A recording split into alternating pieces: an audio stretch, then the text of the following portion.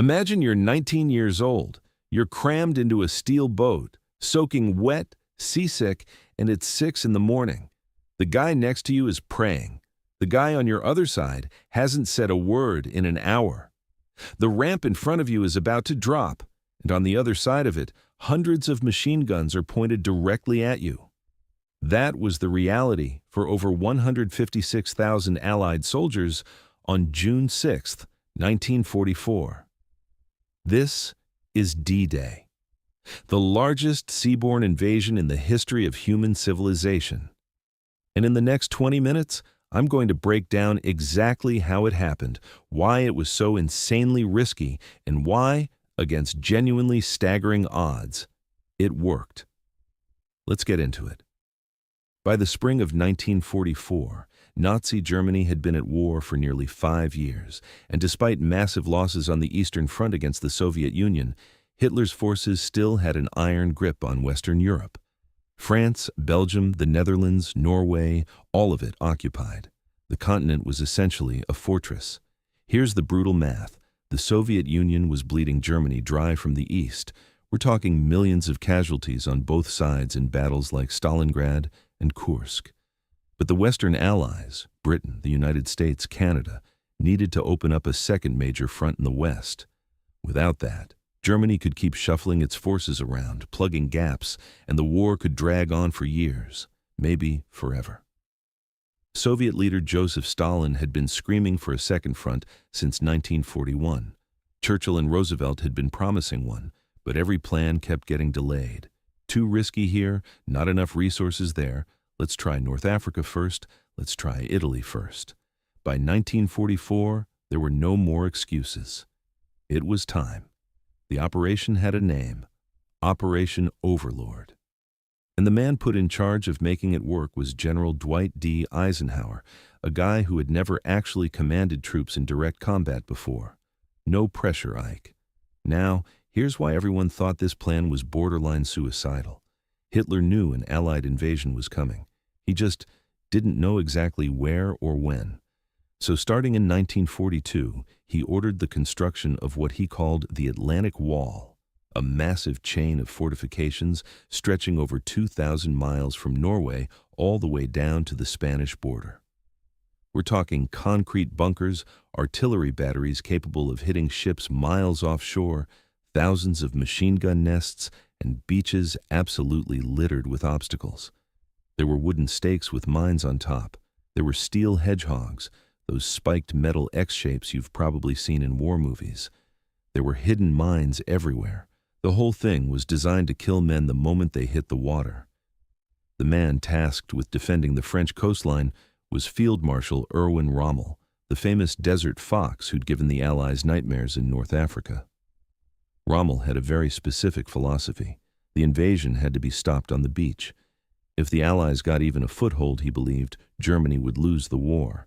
So he poured everything into making those beaches as lethal as possible. He once reportedly said that the first 24 hours of the invasion would be decisive, the longest day, he called it.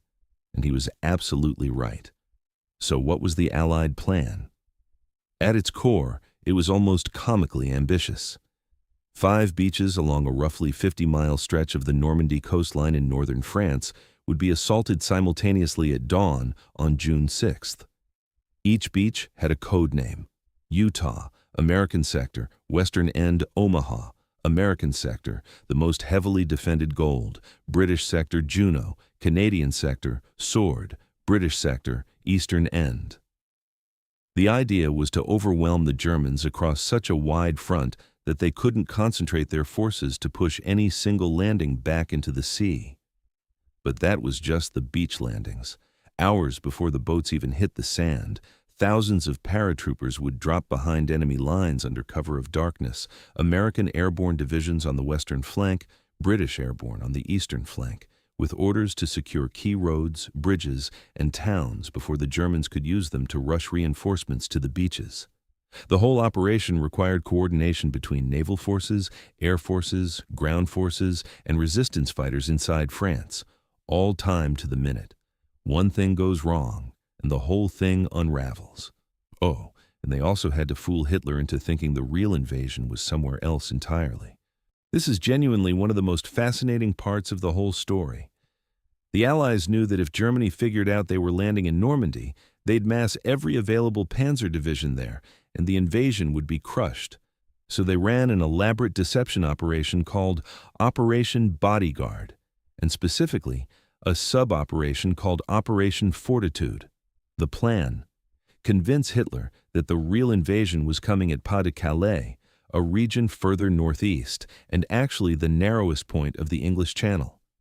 It made logical sense as a landing spot, which made it perfect as a fake target. To sell the lie, the Allies created an entire fictional army, the First United States Army Group, or FUSAG, and placed it under the command of General George Patton, who the Germans respected as the most dangerous American commander. FUSAG had fake radio traffic, fake supply depots, and even inflatable tanks and rubber vehicles that looked convincing from the air. Double agents fed false intelligence to German high command. Fake letters were planted, an entire narrative was constructed, and it worked spectacularly. Even after the landings began at Normandy on June 6th, Hitler and many of his generals believed for weeks that it was just a diversion, that the real invasion was still coming at Pas-de-Calais. So they held back their most powerful armored reserves, waiting for an attack that never came. That hesitation may have been the single biggest factor in the Allied success. Here's something most people don't realize. D-Day almost didn't happen on June 6th. The original target date was June 5th. The moon phase was right, the tides were right, and 156,000 men and thousands of ships were ready to go. Then, the weather turned absolutely terrible. Storms churned the channel, winds were too high for paratroopers, waves were too rough for landing craft. Eisenhower postponed. The Germans, watching the same weather, actually relaxed. Rommel decided conditions were so bad that no invasion was possible in the near term. He left Normandy entirely and went home to Germany to celebrate his wife's birthday. Several senior German commanders left for military exercises far from the coast. Then, Eisenhower's chief meteorologist, a Scottish officer named Group Captain James Stagg, delivered a forecast. There was a brief window, maybe 24 to 36 hours, of tolerable weather opening on the morning of June 6th. It wouldn't be ideal, but it might be enough. Eisenhower sat in silence for several minutes. The weight of the entire war was on this one decision. If he launched and conditions were worse than predicted, thousands would die and the mission would fail. If he waited, the window would close, the tides wouldn't align again for weeks, and the secret could leak. He looked up and said, "Okay, let's go." In the early hours of June 6th, 1 a.m., 2 a.m., thousands of paratroopers were boarding planes in England. The American 82nd and 101st Airborne Divisions, the British 6th Airborne. Faces blackened with camouflage paint, loaded down with gear, jumping into complete darkness over enemy territory. The British 6th Airborne had one of the most audacious specific missions of the night: capture a single bridge over the Caen Canal, now famous as Pegasus Bridge, in a glider assault. 6 gliders, surprise, speed. They landed within meters of their target in the dark at 12:16 a.m., and in the firefight that followed, they secured the bridge in under 15 minutes. It was a masterpiece of precision. The American paratroopers had a rougher time. Clouds, flak, and pilot nerves scattered drops across a huge area. Men landed miles from their objectives in flooded fields, on rooftops, in trees. Some drowned before they could even get their parachutes off. Units got hopelessly mixed up. And somehow, this is the wild part, the chaos actually helped. The Germans were getting reports of paratroopers landing everywhere, in every direction. Instead of a clear picture, they got confusion. Nobody could figure out where the main threat was. The chaos bought time. At 6:30 a.m., the ramps dropped. On Utah Beach, things went surprisingly well. The landing craft drifted south of their intended target, which turned out to be less defended. Casualties were relatively light. By the end of the day, Utah was secure. Sword, Gold, and Juno, the British and Canadian beaches, were brutal but ultimately successful.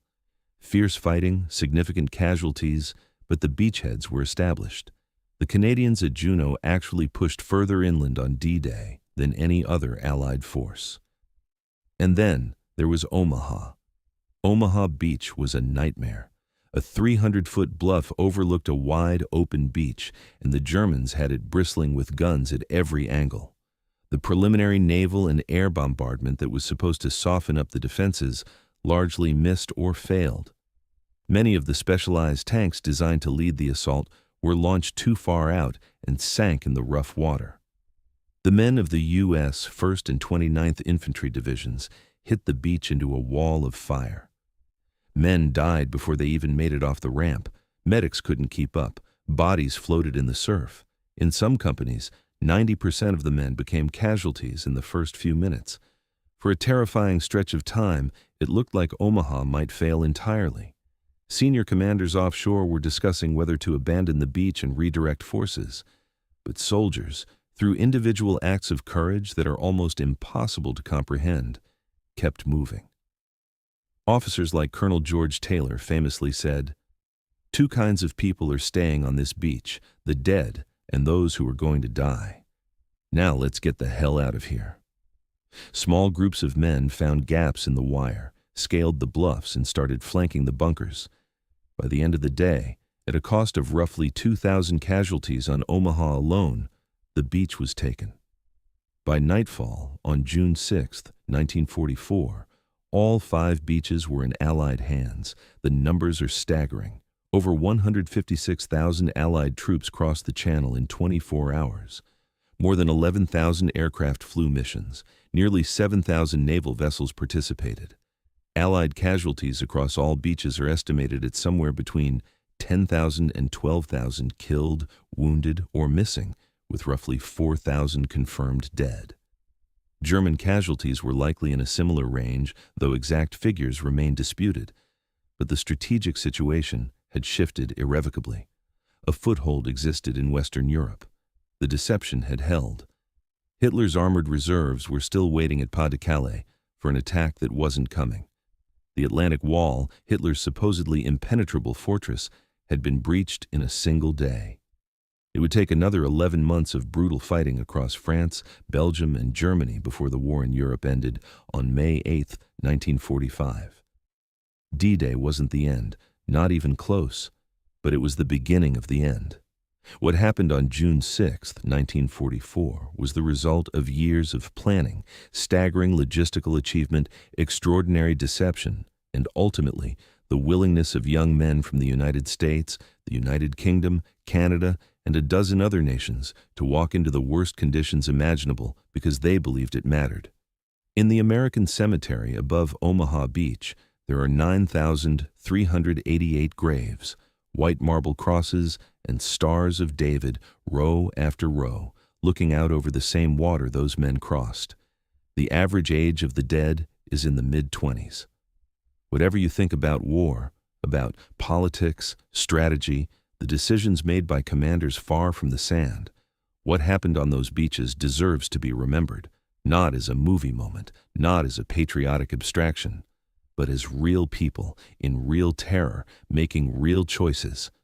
That's D-Day. If you made it this far, genuinely thank you. This is a story I think everyone should know. If you want to go deeper, I'd highly recommend Stephen Ambrose's book, D-Day, June 6, 1944, Cornelius Ryan's The Longest Day, or just go watch the opening sequence of Saving Private Ryan, and remember that historians say it's one of the most accurate depictions of combat ever put on film. If this video hit for you, subscribe. We do deep dives like this every week. Drop a comment below. What aspect of World War II do you want me to cover next? And I'll see you in the next one.